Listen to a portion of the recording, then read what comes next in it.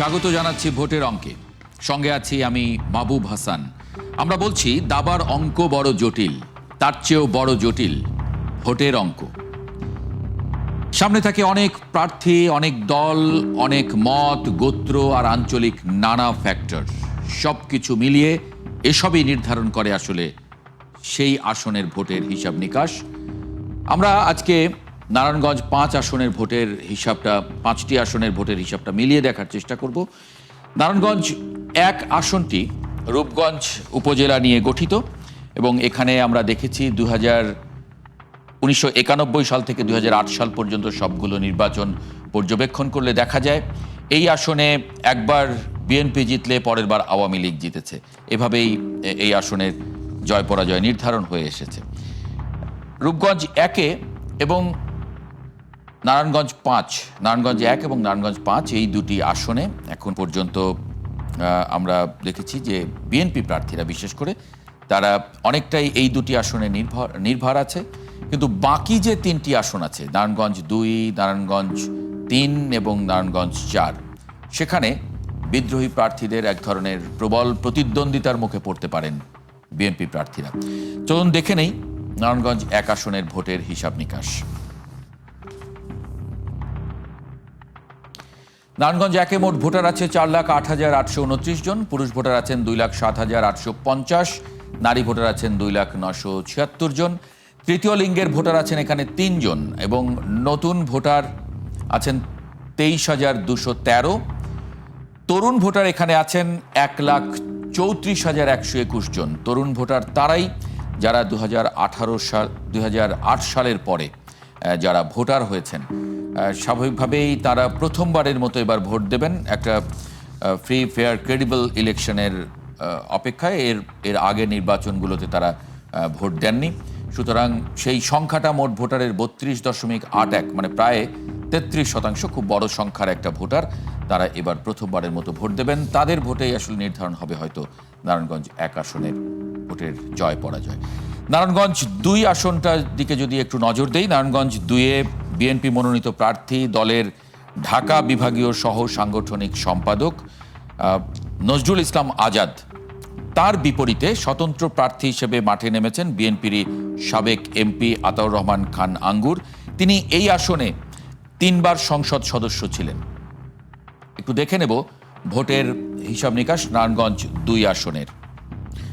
মোট ভোটার 3,64,098 জন, পুরুষ ভোটার 1,87,801, নারী ভোটার 1,76,292, তৃতীয় লিঙ্গের ভোটার আছেন এখানে 5 জন, নতুন ভোটার আছেন 30,831 এবং 2008 সালের মোট ভোটার ছিলেন 2,17,000।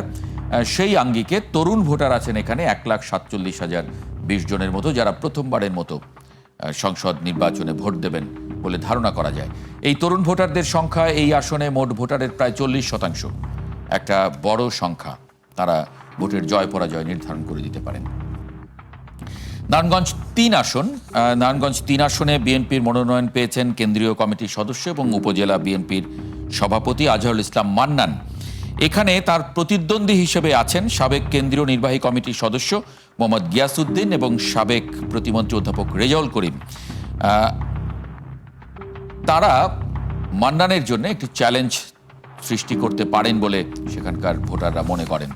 আমরা যদি একটু ভোটের হিসাব দেখি, মোট ভোটার এখানে আছেন 5,93,346, পুরুষ ভোটার 3,02,000-এর বেশি, নারী ভোটার আছেন 2,91,000-এর বেশি এবং তৃতীয় লিঙ্গের ভোটার এখানে 8 জন, নতুন ভোটার আছেন 35,423 এবং এখানে তরুণ ভোটারের সংখ্যা 2,28,093 জন, 2008 সালের পরে যারা ভোটার হয়েছেন। তরুণ ভোটার এখানে 38%-এর বেশি, অর্থাৎ সেটাও একটা অনেক বড় সংখ্যা। নারায়ণগঞ্জ 4 আসনটি বিএনপি ছেড়ে দিয়েছে তার জোট শরিক জমিয়তে উলামায়ে ইসলাম বাংলাদেশের প্রার্থী মুফতি মনির হোসাইন কাশেমির জন্য। কিন্তু এখানে বিএনপির কেন্দ্রীয় নির্বাহী কমিটির সদস্য শাহ আলম এবং সাবেক এমপি গিয়াসউদ্দিন আলাদাভাবে মনোনয়নপত্র জমা দিয়েছেন। সুতরাং এই আসনটি বিএনপির যাদের জন্য ছেড়ে দিয়েছে তার শরিক, তাদের জন্য একটা চ্যালেঞ্জ তৈরি হয়েছে। এই আসনে মোট ভোটার 5,40,813 জন, পুরুষ ভোটার 2,73,745, নারী ভোটার 2,67,062 জন। তৃতীয় লিঙ্গের এখানে ভোটার আছেন 6 জন। নতুন ভোটার এই আসনে 30,024 এবং 2008 সালে মোট ভোটার এখানে ছিলেন 3,65,000-এর বেশি। সেই হিসাবে এখানে তরুণ ভোটার আছেন 1,75,507 জন। সেটা মোট ভোটারের প্রায় 32%, অনেক বড় সংখ্যায়। আমরা নারায়ণগঞ্জ 5 আসনটির কথা বলছিলাম। নারায়ণগঞ্জ 5 আসনে বিএনপি প্রার্থী সাবেক এমপি অ্যাডভোকেট আবুল কালামকে একটা শক্ত লড়াইয়ের মুখে পড়তে হতে পারে। স্বতন্ত্র প্রার্থী এখানে মাকসুদ হোসেন এবং 11 দলীয় জোটের একজন প্রার্থী আসছেন সিরাজুল মামুন, এই আসনে গুরুত্বপূর্ণ প্রতিদ্বন্দ্বী। নারায়ণগঞ্জ 5 আসনে মোট ভোটার আছেন 4,85,284 জন। পুরুষ ভোটার এখানে 2,43,766, নারী ভোটার আছেন 2,41,510 জন। তৃতীয় লিঙ্গের এখানে ভোটার 8 জন। নতুন ভোটার আছেন 17,819। 2008 সালে এখানে মোট ভোটার ছিলেন 3,61,165 জন। তরুণ ভোটার এই আসনে 1,24,119 জন এবং সেটা তরুণ ভোটারের যে সংখ্যা অন্যান্য আসনগুলোর তুলনায় শতাংশে এটি কম, প্রায় 25.58%, প্রায় 26%-এর মতো মানুষ ভোটার এই আসনে, তরুণ ভোটার যারা প্রথমবারের মতো ভোট দেবেন। আমরা ভোটের অঙ্কগুলো দেখছিলাম, এবারে একটু সহকর্মীকে যুক্ত করে নেব। নারায়ণগঞ্জ থেকে সহকর্মী হাবিবুর রহমান তিনি আমাদের সঙ্গে যুক্ত হচ্ছেন। মাঠের পরিস্থিতিটা একটু তার কাছ থেকে জেনে নেই। হাবিবুর রহমান, ভোটের অঙ্ক তো আমরা দেখছিলাম। নারায়ণগঞ্জের যে 5টি আসন সেখানে বেশিরভাগ আসনেই আমরা দেখছি যে প্রধান দল বিএনপির প্রার্থী, যারা মনোনীত প্রার্থী, তারা শক্ত চ্যালেঞ্জের মুখে পড়েছেন, বিশেষ করে নিজ দলের স্বতন্ত্র প্রার্থীদের দ্বারা। সেটা আসলে মাঠের চিত্রে কি রিফ্লেক্ট দিচ্ছে? মাহবুব, আপনি যথার্থ বলেছেন। নারায়ণগঞ্জের 5টি সংসদীয় আসনের মধ্যে 1 এবং 5 যে দুটি আসন রয়েছে, এখানে তেমন একটা চিন্তার বিষয় অথবা চিন্তার ভাঁজ না পড়লেও বাকি 3টি আসনে কিন্তু আমাদের একটা চিন্তার ভাঁজ পড়তে হচ্ছে বিএনপি প্রার্থীদের। কারণটা হচ্ছে এখানে বিরোধীদের কারণে খুব চিন্তার ভাঁজ হচ্ছে তা না, কিন্তু বরং নিজের দলের যারা সাবেক এমপি ছিলেন কিংবা জেলা বিএনপির সভাপতি ছিলেন, যাদেরকে কিছুদিন আগে দল থেকে বহিষ্কার করা হয়েছে, এ ধরনের হেভিওয়েট প্রার্থীরা কিন্তু এখনকার জন্য চ্যালেঞ্জ হয়ে গেছে। এর ফাঁকে অন্য দলগুলো সুযোগটা নিতে পারে বলে মাঠ পর্যায়ে আমরা দেখতে পেরেছি। আমি কয়েকদিন আগেও আমরা যখন মাঠে কাজ করতেছিলাম, আমরা নেতা কর্মীদের সাথে এবং সমর্থকদের সাথে এই ব্যাপারে কথা বলেছি। আসলে তারাও কিন্তু আমাদেরকে এমনটা জানিয়েছেন। আমি যদি আপনাকে বলি 1 এবং 5 আসন বাদে যদি নারায়ণগঞ্জ 2 আসনে কথা বলি, সেখানে কিন্তু বিএনপি নজরুল ইসলাম আজাদকে বিএনপির পক্ষ থেকে মনোনয়ন দেওয়া হয়েছে, কিন্তু সেখানে বড় চ্যালেঞ্জ তৈরি করছে আতাউর রহমান আঙ্গুর, যিনি এর আগে একাধিকবার বিএনপি হয়ে নির্বাচন করেছিলেন এবং এমপি হয়েছিলেন, এবং বর্তমানে তিনি কিন্তু স্বতন্ত্র প্রার্থী হিসাবে কিন্তু সেখানে মনোনয়ন নির্বাচন করবেন বলে আমরা জানতে পেরেছি। তারপর যদি বলেন নারায়ণগঞ্জ 3-এর কথা, যেটা আপনি একটু আগে বললেন, আমি যদি আরেকবার বলি, আজহারুল ইসলাম মান্নান, উনি বিএনপি প্রার্থী মনোনীত প্রার্থী, কিন্তু তার বিপরীতে রয়ে গেছে সদ্য বহিষ্কৃত আপনার মোহাম্মদ গিয়াসউদ্দিন, তিনি রয়েছেন। তো ওনার জন্য একটা বড় চ্যালেঞ্জ রয়ে গেছে। পাশাপাশি হাবিবুর রহমান, মানে দলের ভেতরে নিশ্চয়ই নানান ধরনের তৎপরতা জেতার জন্য নানানভাবে করেন, নিজের প্রার্থীকে জিতিয়ে আনার জন্য মনোনীত প্রার্থীকে। নারায়ণগঞ্জে কি ধরনের আলোচনা হচ্ছে যে এই যে স্বতন্ত্র প্রার্থীরা আছেন তারা কি শেষ পর্যন্ত নির্বাচনে থেকে যাবেন, নাকি তারা উঠেও যেতে পারেন বা তারা সমঝোতা করে ফেলতে পারেন? আমরা যেমন নারায়ণগঞ্জ 1-এ দেখছিলাম যে সেখানে যিনি বিদ্রোহী প্রার্থী ছিলেন তার সঙ্গে একটা সমঝোতা হয়ে গেছে, সমঝোতা করে ফেলেছেন মনোনীত প্রার্থী। এরকম অন্যান্য আসনগুলোতে কি সেই সম্ভাবনা আছে? মানে মাঠে কি আলোচনাটা আছে? আমরা আজকে একটা সংবাদ এরকমটা পেয়েছি যে গিয়াসউদ্দিন, উনি কিন্তু চারেও কিন্তু উনি নারায়ণগঞ্জ 4-এও কিন্তু মনোনয়নপত্র উনি সেখান থেকেও কিন্তু প্রার্থিতা নিয়েছেন, এবং পাশাপাশি 3-এ।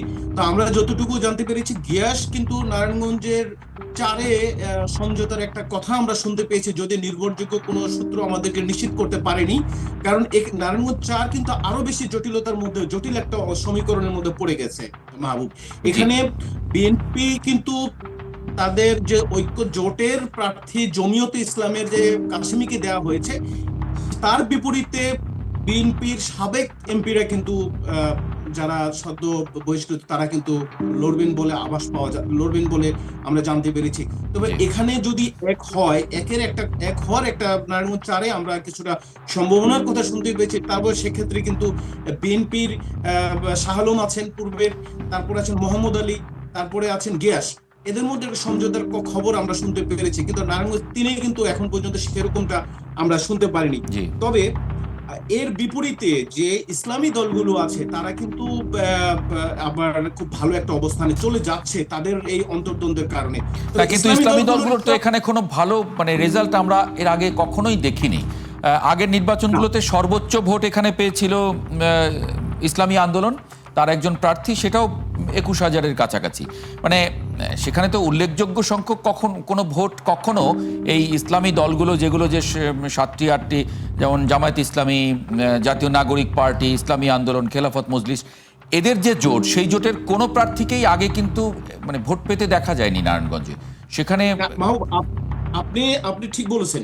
এখন এখানে যদি বিএনপির 4টা ভাগ হয় ভোট, এখানে হচ্ছে চ্যালেঞ্জটা, ধরেন আচ্ছা একটা আসনে নারায়ণগঞ্জ 4-এ যদি 4 ভাগ হয়ে যায়, আর সেদিকে কিন্তু অপোজিটে কিন্তু জামাতে ইসলামী কিন্তু যে জোট আছে 12 দলীয় যে জোটটা আছে তারা করেছে, সেখানকার যে প্রার্থীরা কিন্তু একটু সুবিধাজনক অবস্থানে চলে যায়, কারণ আওয়ামী লীগ বিএনপির ভোটটা কিন্তু 4 ভাগ হয়ে যাচ্ছে এখানে। জি এটা হচ্ছে তাদের জন্য বড় চ্যালেঞ্জ। যদি তারা এক হতে পারে তাহলে এ ব্যাপার এখানে কোনো আর চিন্তার কোনো কারণ থাকে না। জি সেক্ষেত্রে কিন্তু ভোটের বাজারটা, ভোটের শেষ হাসিটা কিন্তু বিএনপি হাসবে। জি কিন্তু তার মানে যেভাবে তারা নারায়ণগঞ্জের ভোটের যে হিসাব বা ফ্যাক্টর, সেটা আসলে ঠিক দাবার অঙ্কের মতোই অনেক বড় জটিল মানে অঙ্কে পরিণত হতে যাচ্ছে। অনেক ধন্যবাদ হাবিবুর রহমান যুক্ত হবার জন্য আজকে ভোটের অঙ্কে। দর্শক, এই পর্যায়ে একটা ছোট্ট বিরতি নেব। বিরতির পরে ফিরে আসছি নির্বাচন বিশ্লেষক ডক্টর মোহাম্মদ জকরিয়াকে সঙ্গে করে। আপনারাও সঙ্গে থাকবেন আশা করি। বিরতির পর আরেকবার স্বাগত জানাচ্ছি ভোটের অঙ্কে। বিরতির আগে যেমন বলছিলাম, এই পর্যায়ে একটু যুক্ত করে নেব সাবেক ভারপ্রাপ্ত সচিব বাংলাদেশ নির্বাচন কমিশনের ডক্টর মোহাম্মদ জকরিয়াকে। ডক্টর মোহাম্মদ জকরিয়া, আমরা নারায়ণগঞ্জের 5টি আসনের ভোটের অঙ্ক নিয়ে আজকে কথা বলছি। সেখানে যে পরিসংখ্যানগুলো আমরা দেখছিলাম, সঙ্গে মাঠের চিত্র, সবই নিশ্চয়ই আপনি লক্ষ্য করেছেন। সেই জায়গায় আসলে কি দেখেন? নারায়ণগঞ্জ ঢাকার পাশের জেলা, সেখানে একটা বড় সংখ্যায় নতুন ভোটার আছে। নতুন ভোটার আমি তাদের বলছি যারা 2008 সালের পরে নিজেরা মানে ভোটার হয়েছেন, কিন্তু কোনো সংসদ নির্বাচনে ভোট দিতে পারেননি নিজেদের মতো করে, ফ্রি ফেয়ার ক্রেডিবল ইলেকশন না পাওয়ার কারণে। এই ভোটারের সংখ্যাটা কোথাও কোথাও প্রায় 40%-এর কাছাকাছি, গড় করলে সেটা প্রায় 37-38% পুরো নারায়ণগঞ্জ জেলায়। সেই জায়গায় আসলে আপনি মানে কি দেখেন? এদের ভোটের যে আগের যে চিত্র, সেই চিত্রের সঙ্গে এবারে এদের ভোট দেবার যে প্যাটার্ন, সেটা ঠিক থাকবে কিনা? ধন্যবাদ 71 টিভি চ্যানেল কর্তৃপক্ষ এবং যারা এই অনুষ্ঠানটি দেখছেন এবং যারা শুনছেন, অসংখ্য ধন্যবাদ। তবে এবারের 2026 সালের 12 ফেব্রুয়ারি অনুষ্ঠিতব্য যে ত্রয়োদশ জাতীয় সংসদ নির্বাচন, সেই নির্বাচনে নারায়ণগঞ্জের যে 5টি জাতীয় সংসদের আসন রয়েছে, এই 5টি আসনের এটা ঐতিহাসিক বিষয় রয়েছে। যেমন নারায়ণগঞ্জ 1, যেটা রূপগঞ্জ আসন, সেই আসনে ঐতিহাসিকভাবে এটা বিএনপির আসন 1979 সাল থেকে যেটা চলে আসছে। যেমন মতিন চৌধুরীর আমল থেকে এই আসনটা মোটামুটি বিএনপিরই বলা যায়। এবং এরপরে নারায়ণগঞ্জ 2 আসন, যেটা আতাউর রহমান খান আঙ্গুর, এবং যিনি এবারও স্বতন্ত্র প্রার্থী হিসেবে প্রতিদ্বন্দ্বিতা করছেন বিএনপির মনোনীত প্রার্থীর বিরুদ্ধে। এবং নারায়ণগঞ্জের সোনারগাঁও আসনটি, যেটা এই আসনটি এবারেই সর্বপ্রথম শীতলক্ষার উভয় পার মিলে এই আসনটি করা হয়েছে। যেমন সিদ্ধিরগঞ্জকে এই আসনের সাথে যুক্ত করা হয়েছে। এই আসনটি মূলত 1979 সাল থেকেই বেশ কয়েকবার এখানে এএসএম সুলাইমান নামে জাতীয় পর্যায়ের একজন নেতা এখানে ইলেক্টেড হতেন, এবং যেখানে আওয়ামী লীগ তেমন একটা